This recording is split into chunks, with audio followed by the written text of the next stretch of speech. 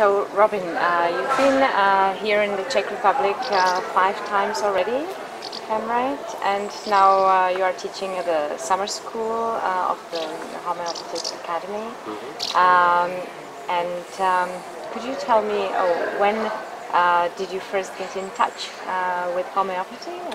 Yes, that was a long time ago, in the early 70s, about 1971 or 2, and I was studying at the university in Michigan, and I've always been a big fan of medical history, so I didn't come through homeopathy through being sick or having a teacher. I was just studying medical history, and I ran across it. It's quite a strange story, actually. I was walking down through the library, actually looking for old medical books. You know, I used to practice karate, and I wanted to find old tonics and remedies to help me become healthy. So when I was 19 years old, I had all this sudden urge. I wanted to be as healthy as I could. So I started looking in history, said, what did these ancient people do to be healthy? And I was walking down the aisle, and one day my body just froze. And it just stopped. And I said, what? And I looked around, and there was a whole wall of homeopathic books, and I'd never heard of it and stuff. So you started studying it? So I started studying it like crazy, and I didn't even realize that it was still being practiced and stuff like that. And then I found out that there were some tissue salts in the health food store, and I started using that and herbal tonics, and to this day I still use tissue salts and herbal tonics in my practice and all this stuff. And I became fascinated with it. You know? And then I went to the University of Michigan library. The first one was Michigan State, and I went there, and they had used to be a homeopathic medical school there, one of the biggest in the country at the time, and one of the first to admit women too. And they closed it down in the 1920s and became an allopathic medical school. And I went in the library, and they had a whole collection of hospital records, all the old journals and everything. So I spent a few years just reading and reading all the old clinical journals. And how long have you been practicing now altogether? Well, I started right after treating my friends and family, and then I went to naturopathic school in about 1976, and I studied. So I had been practicing and treating people, and then I decided I wanted to be a doctor at that point to get more knowledge and information. So I was about to go into medical school, so I had 2 choices in my life. I was going to be a surgeon or a homeopath. And I was just about to apply to medical school, and I saw a flyer about a naturopathic college opening up, and one of their courses was homeopathy. So I said that was a sign that I was supposed to study natural medicine. Homeopathy was your choice. Yep. Nowadays you combine homeopathic treatment, and you are also with Ayurvedic treatment. And so could you explain maybe the connection of the 2 approaches, or how they complement each other? Exactly.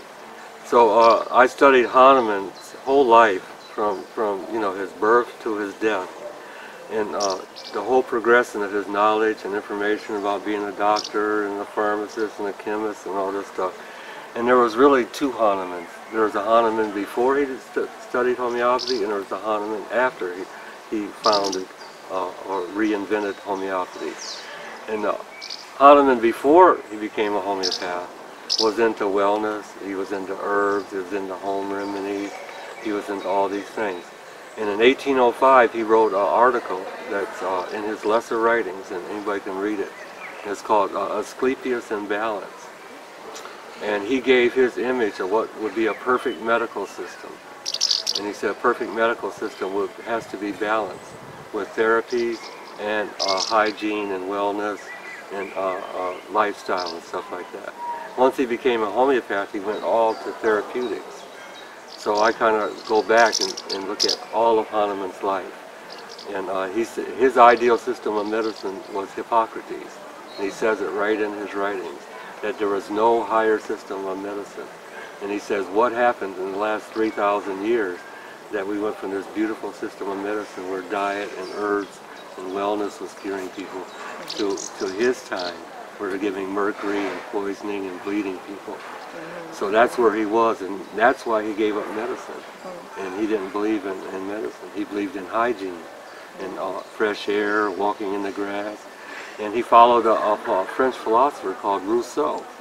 And all the homeopaths don't read his lesser writings. And this Rousseau was a natural philosopher. He believed in living in harmony with nature, walking barefoot in the grass, eating good food, and all this stuff. So to complete Hahnemann's vision of what a good medicine is, we have to have homeopathy balanced with naturopathic or Ayurvedic or Chinese medicine. Because homeopathy doesn't have a diet. It doesn't have an exercise.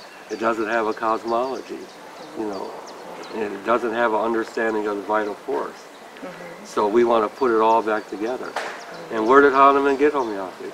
He clearly states 1,000 times in his writings that he got it from ancient medicine, from Arabic medicine, from Greek medicine, and all these things, Egyptian medicine. And I say, well, where did they get it from? And it all goes back to India. Hippocrates and all them, they learned it from Egypt. The Egyptians said they learned it from India. So Ayurveda has some deep ancient knowledge about health, especially longevity and wellness, not just curing disease. So there are similarities between the old ancient philosophy and Ayurvedic philosophy, or? Homeopathy is just a child of that. There's nothing, Hahnemann taught nothing new. The great gift he gave us is his pharmaceutical ways of potentizing, but everything else was ancient medicine. And 60–70% of the organon was a duplicate of Paracelsus's work. And Paracelsus lived 300 or 400 years before Hahnemann. And Hahnemann basically updated Paracelsus in a new way of making medicines. But all the things about the vital force, Paracelsus had 3 miasms. He talked about the vital force. Paracelsus was the first one in history to write Similia Similibus Curuntur, not Hahnemann. So like cures like was written in Latin by Paracelsus first. And he was a medical doctor, a surgeon, and a medical alchemist. So Paracelsus believed in the astrology and the constitution and the elements and all this. So Hahnemann distilled out the energetics and the pharmacy type of stuff. And that's where homeopathy came from. That's interesting. Another issue which is quite interesting even for the patients, homeopathic patients, is the question of aggravation in homeopathy, because some people are afraid of or maybe worried about the discomfort connected with aggravation that comes after taking a homeopathic. Right. The biggest person that was concerned with that was Hahnemann. And you will read the first paragraph, first, second, third paragraph, and that was his biggest thing. The highest goal and purpose, of treating anybody is a gentle, rapid cure to restore someone's health. So he worked for many years trying to solve this problem of aggravations. And in reality, we will never solve it, but we can minimize it, drastically, 80–90%. And that's why Hahnemann did water potencies, putting the remedy in water. He found the energy of the remedy would be spread out, and the person would be taking smaller doses. And he also found giving lower potencies repeated was better than giving one high dose and shocking the patient. So it's really the concern with aggravations is more the Kentian style, not the Hahnemann style. And the Kentian style is giving a strong potency that fits the whole case, 200, 1M, 10M, to kind of shock the patient back to health. So Hahnemann did that for many years, and then in paragraph 243, the organon, he admits that that was an effective way of doing homeopathy, but a crude way. Okay, so if you have a lot of aggravations in your practice, you're overdosing people.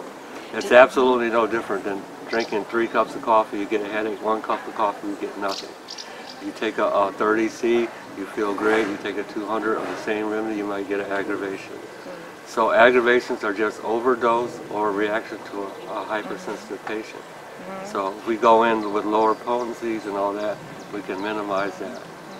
Can also, for example, nutrition or other other things minimize the detoxification process? Yes. Or can we do it just yes. by the way of homeopathy? If we add some dietary recommendations, like Hahnemann gives several paragraphs about that, avoiding certain foods, so all that's part of homeopathy.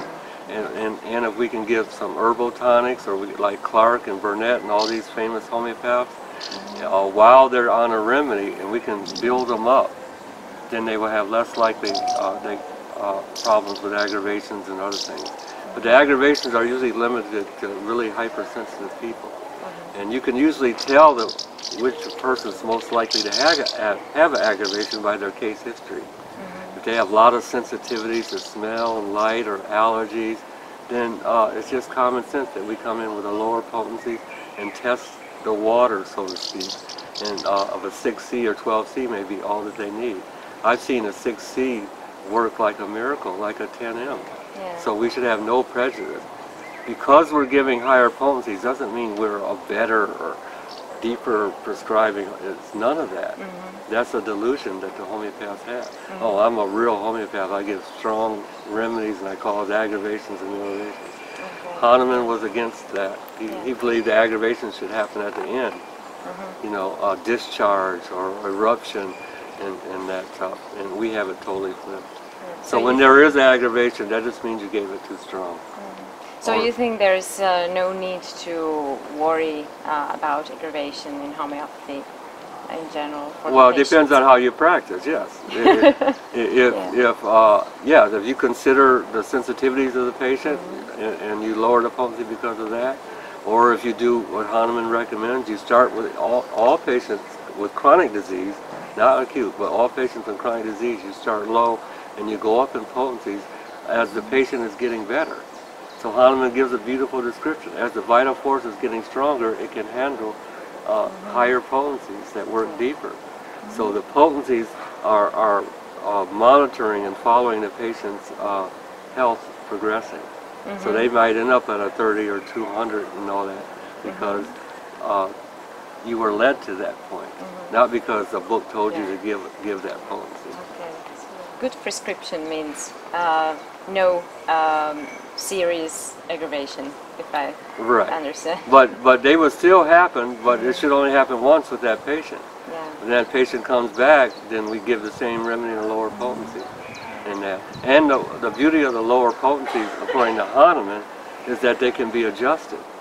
Now I've had patients so sensitive that if I give them, say, a lycopodium 6C 3 times a day, they get a headache or indigestion. And I tell them to take it twice a day, it's perfect. And then the patient ends up knowing how to adjust it themselves. So we have to match not only the remedy, but we also have to match the sensitivity of the patient with the potency.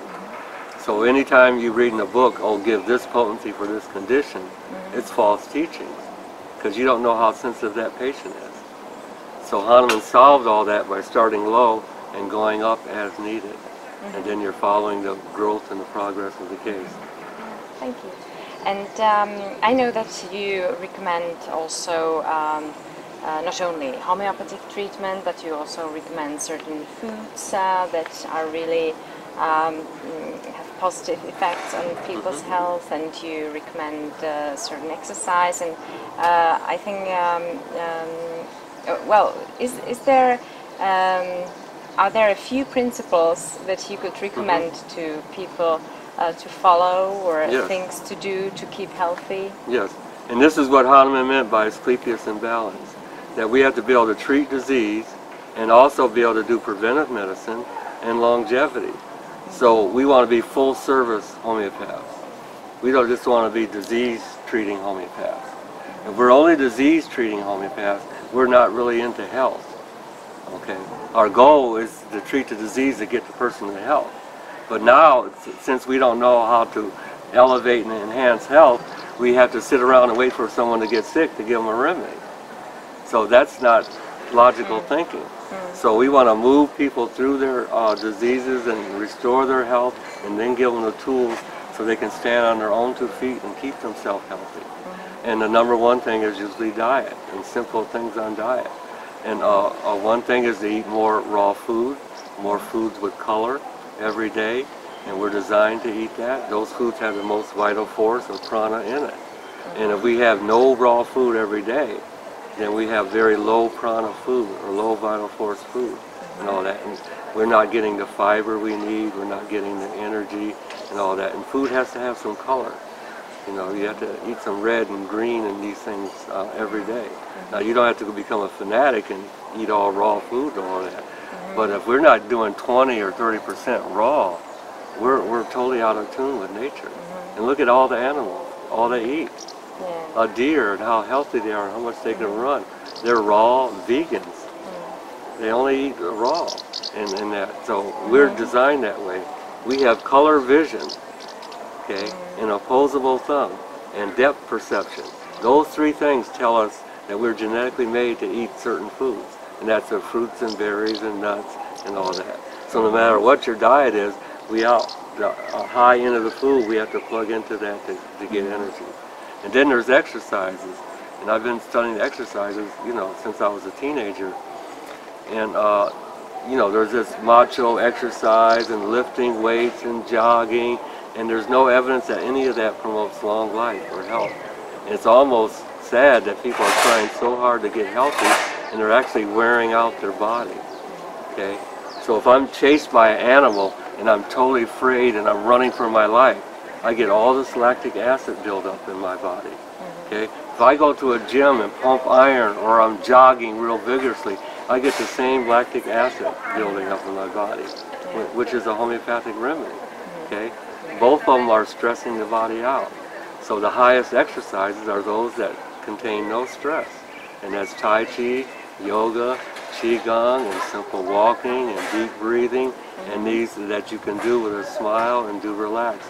Those promote long life. The other ones shorten life. Maybe you can reveal which exercise you practice yourself, or? Yeah, I like the Qigong is first and yoga is second with me. So I mix some Qigong and yoga. I was fortunate enough to have a teacher that taught Tibetan Qigong. And the beauty of Tibetan Qigong, the Tibetans had the knowledge of China and India, and they blended yoga with Tai Chi, and that came out to the Tibetan Qigong. And it's based on the chakras and stuff like that. And that all blends in with homeopathy. So the whole thing with homeopaths, another thing that's missing is, you know, they have no knowledge of what the vital force is. We just say the vital force. In most homeopathic lectures, it's an introductory idea and philosophy and all this stuff, and then it's not discussed anymore. It's all materia medica, repetizing, and symptoms. But the vital force is the essence of what homeopathy is. The vital force in Chinese medicine is qi, and in Ayurveda it's prana. So all the system, ancient system of medicine was based on the vital force. So we want to do vital force case taking, case analysis, or adjusting our remedies according to the vital force, everything. That's the object of homeopathy, is the vital force. So we're supposed to be vital force scientists. And if we are, we can see how prana and the vital force connects to all these other things in our life, whether it's gardening or feng shui in our house, or exercises, or the foods, you know, and it's a universal principle. So that's the one principle that's guided my whole life since my 20s, is studying prana, the vital force, and qi. Yeah, thank so you. It connects everything. Everything. But people don't you take a homeopathic case, you can just look for where the energy is being leaked, where the energy is blocked, versus just analyzing intellectually all these symptoms. Hahnemann said we must perceive what has to be cured, not intellectually analyze, even with computers and all this stuff. We just have to get a portrait of the case and perceive what has to be cured. And another big thing in homeopathy is everybody believes that Hahnemann says that you have to treat the whole person. He's never said treat the whole person. He says treat the totality of the symptoms of the disease or the disturbance or the disorder or the blockage. You know, so we're trying to treat the whole person in their whole life. And Hahnemann says, you know, the person was walking along and this morbid stimuli, this shock happened, and it changed their vital force. And he's saying treat the totality of that change to restore their health. So we're mixing up healthy symptoms with sick symptoms, and past things with present things, and that makes homeopathy a lot more complicated. So my goal has been try to simplify it and make it based on the vital force. Hahnemann's book is the only book based on the vital force. No other homeopathic books are based on the vital force. It's nice how you combine various approaches that you also recommend, special nutrition and exercise. That's what many people do, in fact, or trying to do. Right, right. But I think you combine it, and you also show the connection with homeopathy, which is very, very nice. Is there anything is there a message you would like to give to our Czech homeopaths? A homeopath can practice homeopathy for many, many years. Okay, if you want to make a better homeopath, then the homeopaths have to work on themselves and make them a healthier, better person. You can't rely on remedies to solve all our problems. We have to be involved in health and wellness. We have to be examples of that. I'm 63 years old. I can go teach in colleges. I can do all that. I'm as healthy, as strong as the college students.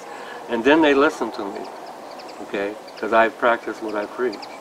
So treating diseases is one thing, okay. Allopathic doctors are some of the shortest lived professions.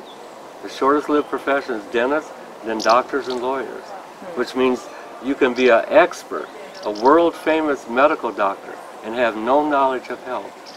You only have knowledge of disease. So homeopaths are falling into that category where they're disease management and treating people. And once that disease is gone, they have nothing to offer people.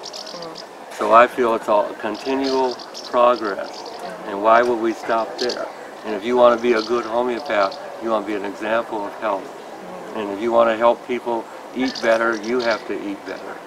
And when your prana's up, you can take better cases, you sleep better, you have more energy, and you will find the remedy better because you are on a new level of health. So the answer's not out there, it's inside us. You know, we should be on a mission, every homeopath, to get as healthy as we can, and what works on us we can share with other people. And that's been my whole philosophy. I really appreciate your positive approach to life and to treating people. So thank you for your interview, and I hope we'll meet here at summer school, or here in the Czech Republic at least, in a year or two. I'm available anytime. Okay, thank you.